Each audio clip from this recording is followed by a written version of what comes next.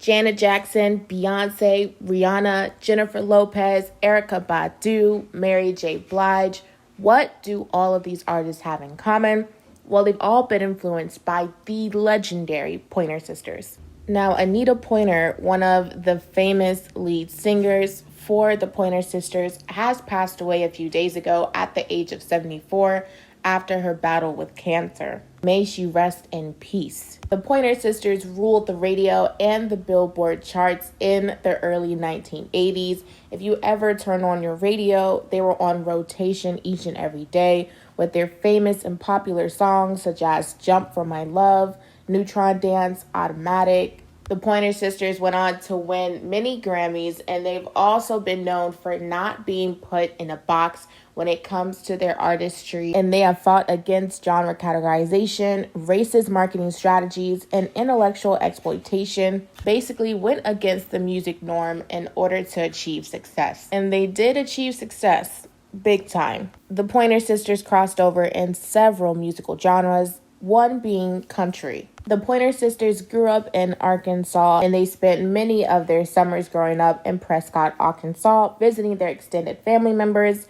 and they recalled listening to one country music station on the radio. And in an NPR interview that the Pointer Sisters did a few years ago, Anita specifically said, and I quote, "All they played was country music. Hank Williams, Your Cheating Heart, Tex Ritter's Do Not Forsake Me, Oh My Darling, and Willie Nelson's Funny How Time Slips Away. The only time I heard black artists was when I snuck out to the local juke joints and pressed my ear to the door. To me, it was all good music. With country, the short story format really resonated with me." During those summers with their extended family, they were exposed to poverty and racism that exemplified much of the Black Southern life back in those times. And because of this, once the group was founded, Anita and Bonnie, two members of the Pointer Sisters, got together and wrote Fairy Tale. This song was released in 1974, and not only was it playing on all of the black radio stations, but it was playing on all of the country music stations as well on the radio. And because of this, Fairy Tale won the Grammy Award for Country and Western Vocal Performance Group or Duo. And because of their success of their hit music, the Pointer Sisters were invited to perform at the Grand Old Opry in 1974. Upon arriving at the Grand Old Opry in 1974, the Pointer Sisters were greeted by country music fans that were polarized over their race. Some protested their performance, while others embraced the Pointer Sisters. Anita Pointer wrote in her autobiography, Fairy Tale, the Pointer Sisters' family story, and wrote about her experience, saying, and I quote, "When we arrived at the Grand Old Opry, there were protesters carrying signs that said, 'Keep country, country.' It was a jarring sight for us. We had fought during this tumultuous civil rights era, which was still fresh in our minds. To see people protesting us because of our race was unsettling. As we took the stage, a man screamed up at us and said, 'Those girls are black.' Fortunately, we won the music lovers over with our live performance. I could feel the energy in the room. The audience was obviously taking a wait-to-see attitude. They expected us to earn their respect, and that's what we did. After we performed the song, the same man screamed again, 'Sing it again.' And we did.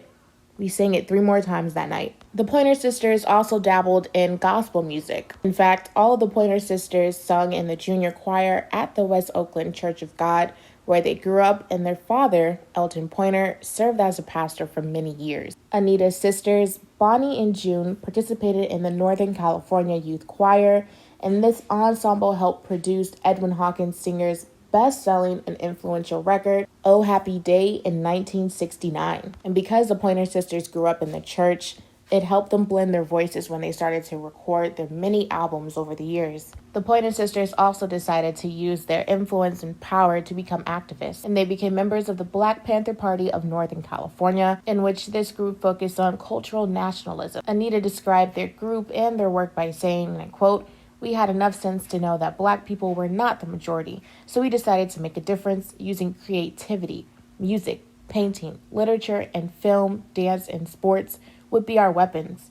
What comes out of the barrel of a gun is death, so we were labeled cultural nationalists, among other things." The Pointer Sisters joined the likes of Aretha Franklin as she sung Respect, and James Brown as he sung Say It Loud, I'm Black and I'm Proud, and they created their own civil rights music, and one particular song that stood out from the rest, titled Yes We Can. The Pointer Sisters even went on to sing this song in support of Barack Obama's presidential campaign in 2007 and 2008. Now, in the 60s and 70s, the popular music scene was heavily populated with girl groups, such as the Supremes, the Ronettes, and Martha and the Vandellas. However, the Pointer Sisters wanted to be different. Unlike majority of the girl groups at that time, the Pointer Sisters, each of the Pointer Sisters, I should say, they sang lead and background voices in all of their songs. They believed that each of their voices were equally important to each other. So on many of the songs for the Pointer Sisters, you heard both Anita, Bonnie, and June on all of the songs,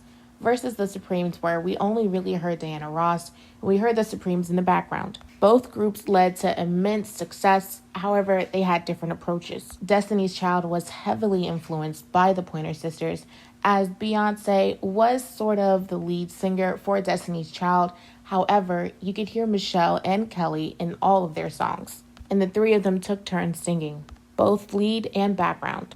The Pointer Sisters also differentiated themselves from other groups by creating their own vision and collaborating amongst each other in order to achieve success. This led them to creating more civil rights music to support the protests in the United States, such as You Gotta Believe. The Pointer Sisters' civil rights music also influenced the music of post-civil rights generation artists such as Queen Latifah, Unity is Amazing, Lauryn Hill, Erykah Badu, and Mary J. Blige. Even Michael Jackson tapped them on the shoulder so that they could help him sing We Are the World in 1985. This is just a glimpse of the many contributions the Pointer Sisters have lended to the world.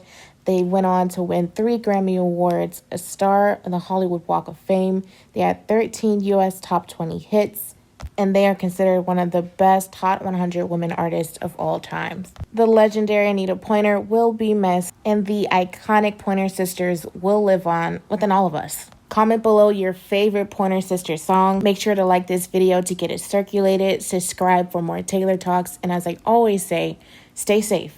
See ya.